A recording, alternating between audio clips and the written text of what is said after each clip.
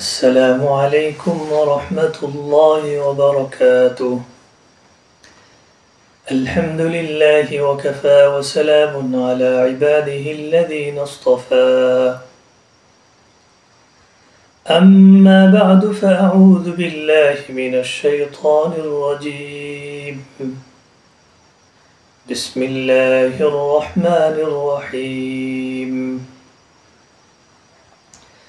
والسماء بنيناها بأيد وإنا لموسعون والأرض فرشناها فنعم الماهدون ومن كل شيء خلقنا زوجين لعلكم تذكرون ففروا إلى الله إني لكم منه نذير مبين.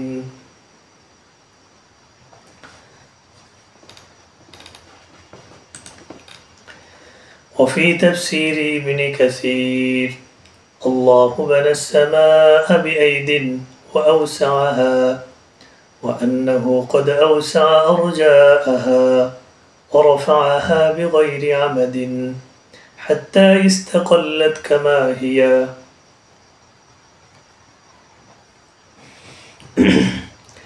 আজকে আমরা আলোচনা করব মিন আয়াতিল ইজাজিল ইলমি السماء والأرض في القرآن الكريم এই কিতাব থেকে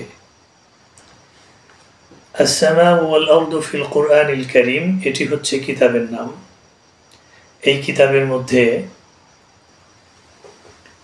মহাকাশ নিয়ে আলোচনা করা হয়েছে, জিওলজি বা ভূতত্ত্ব নিয়ে আলোচনা করা হয়েছে, পৃথিবী নিয়ে আলোচনা করা হয়েছে এবং নদী, সাগর, মহাসাগর নিয়ে আলোচনা করা হয়েছে। কুরআনুল কারীম, কুতুবে সিত্তা সহ গ্রহণযোগ্য প্রায় 150টি কিতাব থেকে তথ্য সংগ্রহ করে আধুনিক বিজ্ঞানের সমন্বয়ে কিতাবটি লেখা হয়েছে।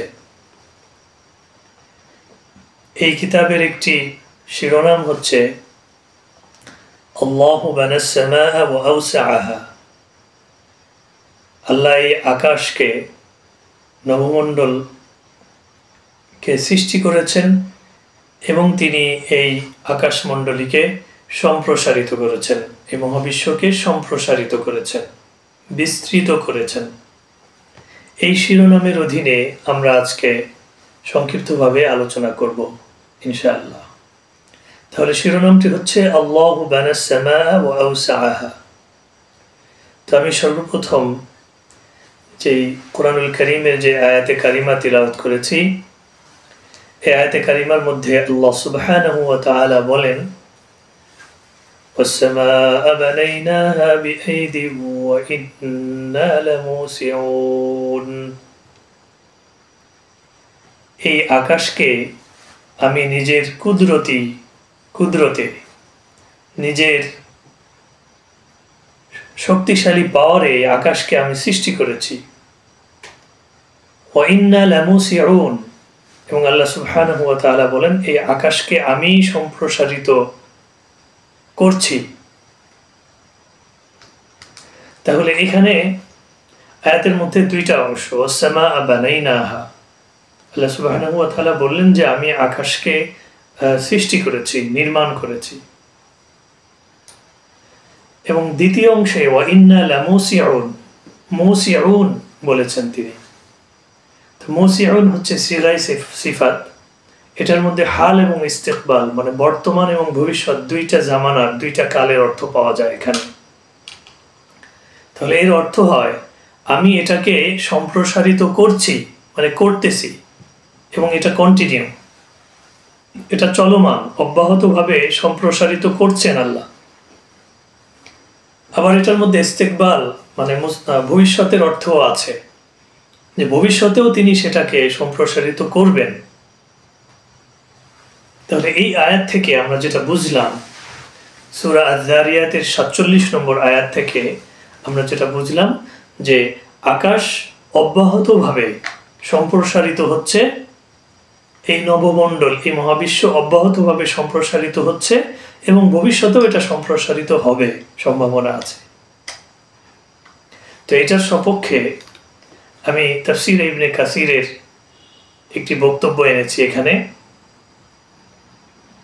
ইবনে কাসিরের 4 নম্বর খণ্ডের 285 নম্বর পৃষ্ঠায় উল্লেখ আছে, আল্লাহু বানাস সামাআ বিআইদিন, আল্লাহ সুবহানাহু ওয়া তাআলা নিজের কুদরতে এই আকাশকে, এই মহাবিশ্বকে সৃষ্টি করলেন, ওয়া আওসাআহা, এবং তিনি তাকে প্রসারিত করলেন, বিস্তৃত করলেন, ওয়া আন্নাহু ক্বাদ আওসাআ আরজাআহা, এবং তিনি আকাশের দিগন্তকে, আকাশের সীমাকে প্রসারিত করলেন, আকাশের প্রান্তকে বিস্তৃত করলেন, ওয়া রাফাআহা বিগাইরি আমাদিন, এবং তিনি আকাশকে উঁচুতে স্থাপন করলেন কোনো স্তম্ভ ছাড়া, খুঁটিহীন আকাশ তিনি উঁচুতে স্থাপন করলেন, হাত্তা ইস্তাকাল্লাত কামা হিয়া, তাই আকাশ নিজ অবস্থানে সমহিমায় দাঁড়িয়ে আছে,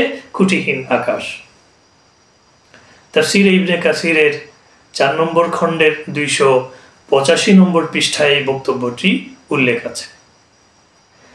তাহলে কোরআনুল কারীমের সূরা আয-যারিয়াতের 47 নম্বর আয়াত এবং তাফসীর ইবনে কাসিরের বক্তব্যের সমন্বয়ে আমরা এই সিদ্ধান্তে উপনীত হতে পারি যে এই বক্তব্যটা আধুনিক বিজ্ঞানের সাথে মিলে যায়। আধুনিক বিজ্ঞান গবেষণা করে যে তথ্য দিয়েছে সেই ইনফরমেশন, সেই তথ্যগুলো কোরআনুল কারীমের এই আয়াতের সাথে, আয়াতে কারিমার সাথে এবং তাফসীরের এই বক্তব্যের সাথে মিলে যায়। তাহলে এতে কিন্তু বিজ্ঞানেরই মহিমা বাড়লো, বিজ্ঞানেরই সম্মান বাড়লো, যে বিজ্ঞানের একটা গবেষণা সেটা কোরআনের সাথে মিলছে।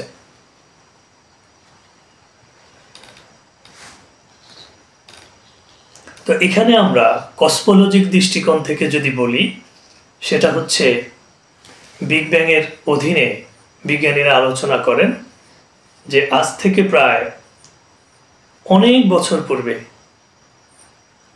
প্রায় 13.8 বিলিয়ন বছর পূর্বে এই মহাবিশ্বের সবকিছু, সকল বস্তু এবং সকল শক্তি একসাথে সংযুক্ত অবস্থায় ছিল, অন্ধকারাচ্ছন্ন অবস্থায় ছিল, অত্যন্ত ঘন অবস্থায় ছিল, অত্যন্ত উত্তপ্ত অবস্থায় ছিল। এরপরে একটি মহাবিস্ফোরণ হয়, বিস্ফোরণের পর থেকে এই মহাবিশ্ব সৃষ্টির সূচনা হয় এবং সেটা সম্প্রসারিত হতে থাকে এবং ক্রমান্বয়ে সেটা সম্প্রসারিত হচ্ছে। এবং এই সম্প্রসারণের সময় তারা পর্যবেক্ষণ করলেন রেড শিটের একটা ঘটনা।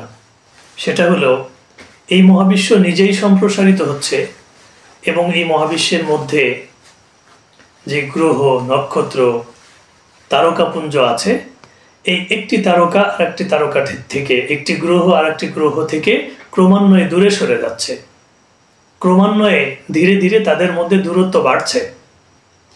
এবং এই তারকাগুলো যখন দূরে সরে যায় তখন তাদের থেকে যে তরঙ্গ, আলোর তরঙ্গ বের হয়, আলোর তরঙ্গ নির্গত হয়, সেই তরঙ্গের তরঙ্গ দৈর্ঘ্য বেড়ে যায় এবং আলোর তীব্রতা কমে যায় এবং সেই তারকাগুলো, নক্ষত্রগুলোর আলো লাল হয়ে যায়। এই ঘটনাটাকে রেড শিট বলেন, রেড শিট।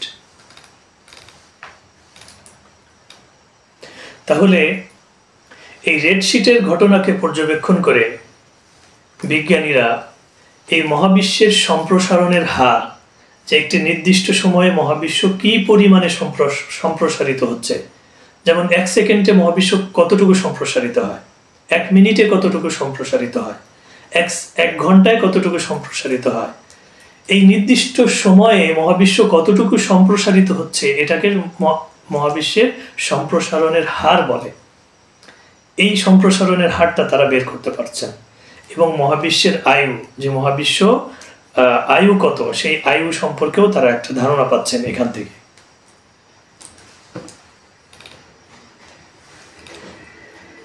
এবং আমরা বিজ্ঞানী হাবলের নাম শুনব।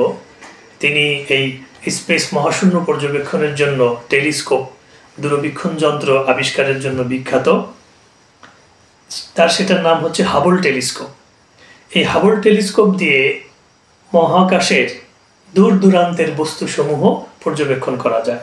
এই জন্য তার নামের সাথে মিলিয়ে এটিকে বলা হয় Hubble telescope, Hubble space telescope.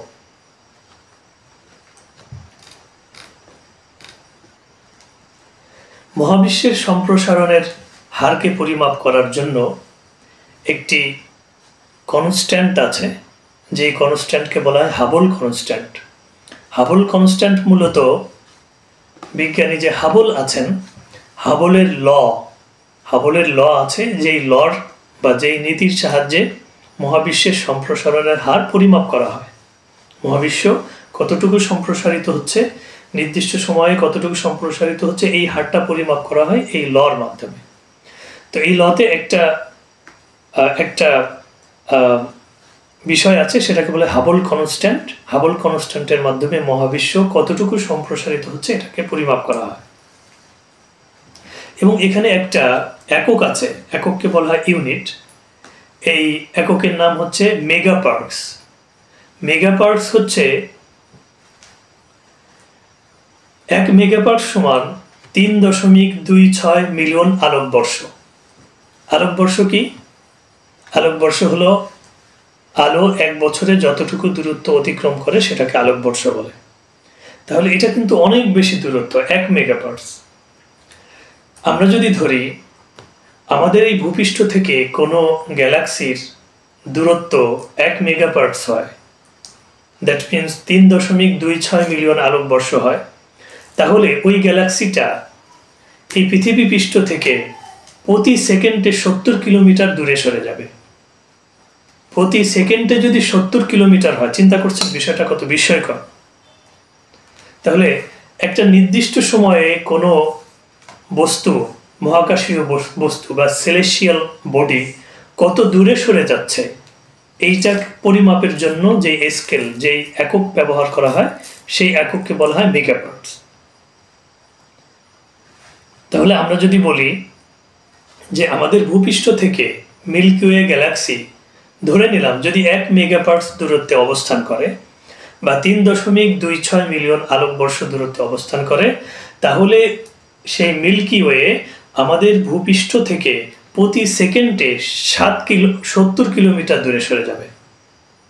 তো এটা শুধুমাত্র যে একটা গ্রহ আর একটা গ্রহ থেকে দূরে সরে যাচ্ছে তা নয়, একটা নক্ষত্র আর একটা নক্ষত্র থেকে দূরে সরে যাচ্ছে শুধু তা নয়, বরং মহাবিশ্ব নিজেই, ইউনিভার্স নিজেই সম্প্রসারিত হচ্ছে।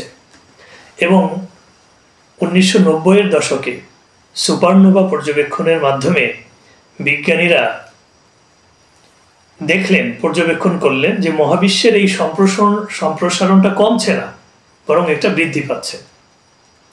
মহাবিশ্বের সম্প্রসারণের জন্য কয়টা বিষয় দায়ী?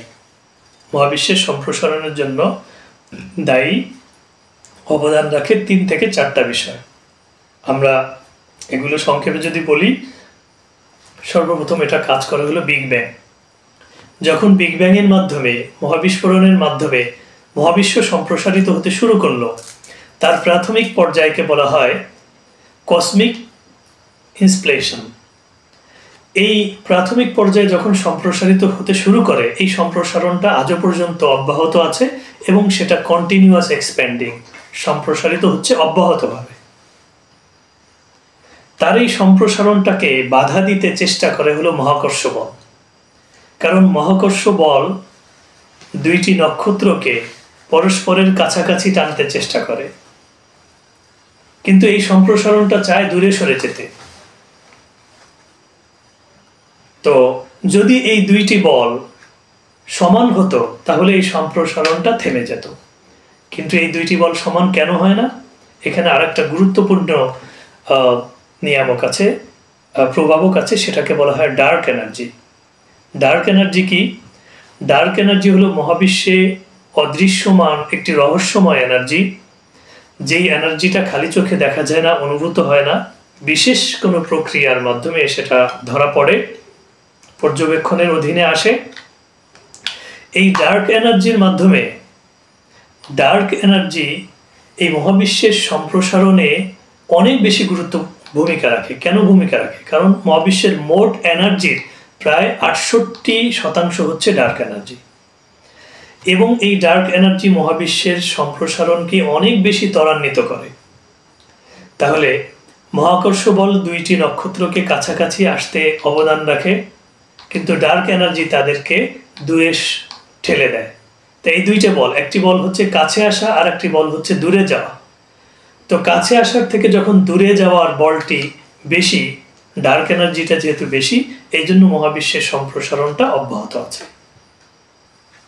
তাহলে কোরআনুল কারীমের এই আয়াতে কারিমা ওয়া ইন্না লামুসিউন, আমি এই আকাশকে সম্প্রসারিত করছি, অব্যাহতভাবে এই সম্প্রসারণটা চলছে, আল্লাহ সুবহানাহু ওয়া তাআলা যে বললেন, সেটা কিন্তু বিজ্ঞানের এই ব্যাখ্যাটা কিন্তু কোরআনের সাথে মিলে যাচ্ছে। আর আমরা বলতে পারি the similarity between the holy Quran and science, মানে আল কোরআন এবং বিজ্ঞানের মধ্যে এখানে একটা সিমিলারিটি বা একটা মিল পাওয়া যাচ্ছে, একটা সাদৃশ্য পাওয়া যাচ্ছে। আর মহাবিশ্বের সম্প্রসারণকে এই কয়েকটি নিয়ামক, কয়েকটি বিষয় প্রভাবিত করে, এবং এই কয়েকটি বিষয়ের কারণে মহাবিশ্বের যে সম্প্রসারণটা, এই সম্প্রসারণটা সবসময় চলমান থাকে। আর এই যে বিশেষ প্রক্রিয়ার মাধ্যমে আমরা বললাম মহাবিশ্বের সম্প্রসারণের হারটা বের করা যায়, এই পদ্ধতিতে মহাবিশ্বের বয়স কত সেটা সম্পর্কেও একটা অনুমান পাওয়া যায়। কিভাবে পাওয়া যায়? সেটা হলো, মহাবিশ্ব একসময় ছিল না, সূচনা লগ্নে সেটা কখন থেকে এটা সূচনা শুরু হয় সেটা বিজ্ঞানীরা বলেছেন যে 13.8 বিলিয়ন বছর পূর্বে বিগ ব্যাংয়ের প্রাথমিক পর্যায়ে যখন মহাবিস্ফোরণ হয়, তখন থেকেই মহাবিশ্বের সূচনা হয়। তাহলে তারা আনুমানিকভাবে বলেন যে মহাবিশ্বের বয়সটা 13.8 বিলিয়ন বছর হতে পারে।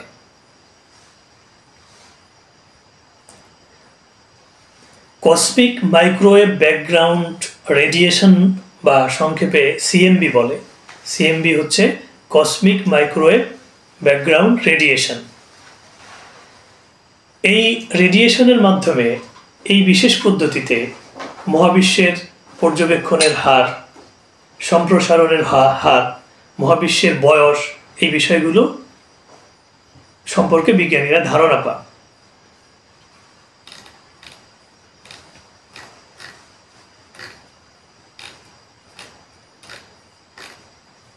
তাহলে এতক্ষণের আলোচনায় আমরা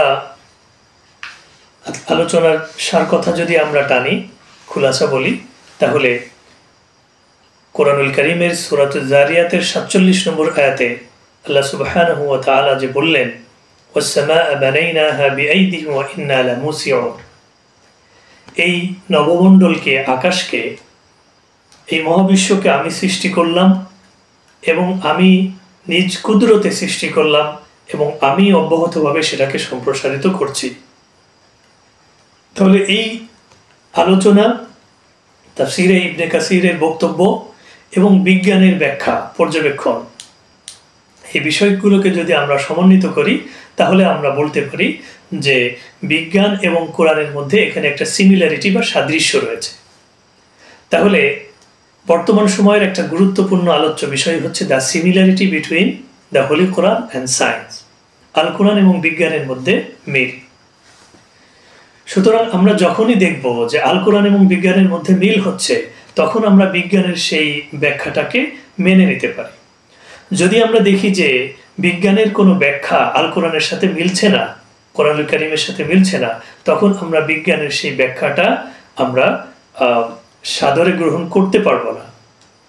বরং আমরা বলবো যে বিজ্ঞানের এই ব্যাখ্যার মধ্যে কোনো সীমাবদ্ধতা আছে, ভবিষ্যতে আরো বেশি রিসার্চ হবে, আরো বেশি গবেষণার মাধ্যমে এই সীমাবদ্ধতা অন্য কোনো বিজ্ঞানী দূর করবেন, কাটিয়ে উঠবেন।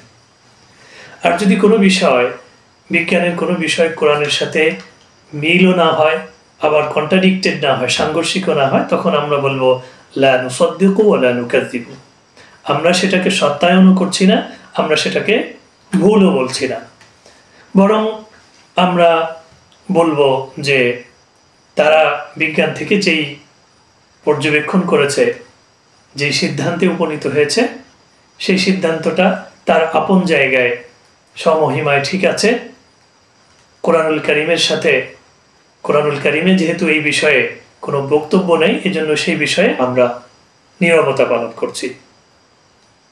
তাহলে এখানে কিন্তু অনেক বিস্ময়কর একটা বিষয় যে এক্সপ্যান্ডিং ইউনিভার্স থিওরি, মহাবিশ্বের সম্প্রসারণ তত্ত্ব, যে মহাবিশ্ব ক্রমান্বয়ে সম্প্রসারিত হচ্ছে, এটা অ্যাস্ট্রোনমিতে বা ফিজিক্সে গুরুত্বপূর্ণ আলোচ্য বিষয়। তাহলে এই বিষয়ে দেখেন কোরআনুল কারীমের এই আয়াতের মধ্যে কত আগে এই বিষয়টা নিয়ে আলোচনা হয়েছে। তাহলে এটা কোরআনের কত বড় মুআজিজা।